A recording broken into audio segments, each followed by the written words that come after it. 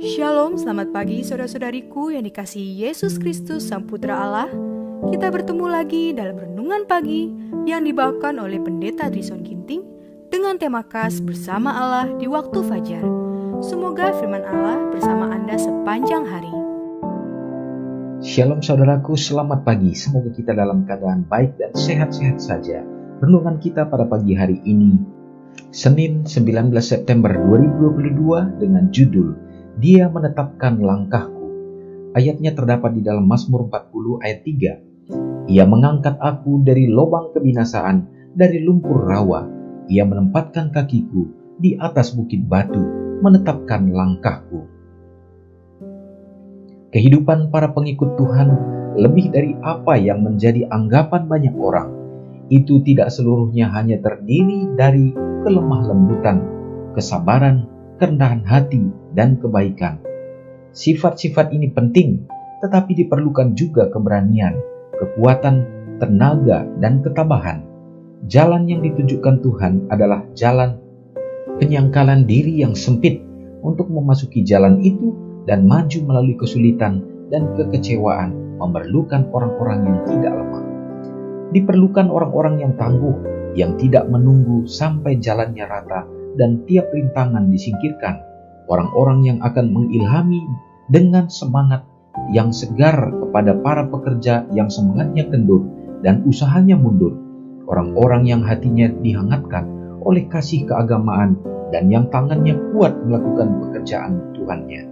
Sebagian yang melakukan pekerjaan sebagai utusan Tuhan adalah orang lemah, tidak berani, tidak bersemangat, dan mudah patah semangat. Mereka perlu didorong. Mereka tidak memiliki ciri tabiat yang positif yang memberi kemampuan untuk melakukan sesuatu roh dan tenaga untuk mengabarkan semangat. Mereka yang mau meraih sukses haruslah berani dan penuh pengharapan. Mereka harus menumbuhkan bukan hanya sifat-sifat yang pasif, tetapi juga yang aktif. Sementara mereka harus memberikan jawaban yang lembut untuk meredakan kemarahan. Mereka harus mempunyai keberanian seorang pahlawan untuk menolak kejahatan. Dengan keramahan yang menahan segala hal, mereka memerlukan kekuatan tabiat yang akan menjadikan pengaruh mereka menjadi satu kuasa yang positif. Dalam tabiat yang benar dari para pengikut Tuhan, ada sesuatu yang tak dapat dikekang dan tak dapat dibentuk atau dikalahkan dengan keadaan-keadaan yang bersifat merugikan. Kita harus memiliki tulang punggung moral, suatu integritas yang tak dapat disanjung, disuap, atau ditakut-takuti. Saudara yang kekasih dalam nama Tuhan, sangat jelas perenungan ini memberikan pernyataan kepada kita sebagai umat-umat Tuhan bahwa kita harus menetapkan langkah kita, tidak goyah pada pikiran, tidak goyah pada pilihan kita. Jikalau kita sudah menerima Kristus di dalam kehidupan kita, maka kita harus siap untuk masuk di dalam lembah pencobaan. Di saat setan mencobai kita, kita percaya bahwa Tuhan melalui kuasa Roh Kudus-Nya akan menolong kita. Orang-orang yang demikianlah yang diperlukan pada akhir zaman ini, yang tangguh pada pendirian dan bersedia untuk dipakai Tuhan untuk menjadi saksi kebenarannya kapan saja dan di mana saja.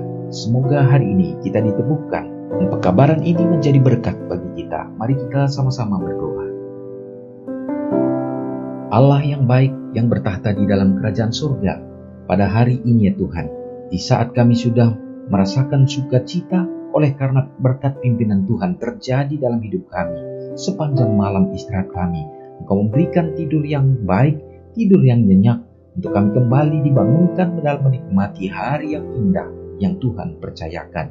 Itu juga menjadi satu janji pengharapan bagi kami ya Bapa, oleh karena kami didekatkan kepada kedatangan Tuhan, dan ada satu kesempatan bagi kami untuk memperbaiki dan memperbaharui hubungan dengan Tuhan semakin indah.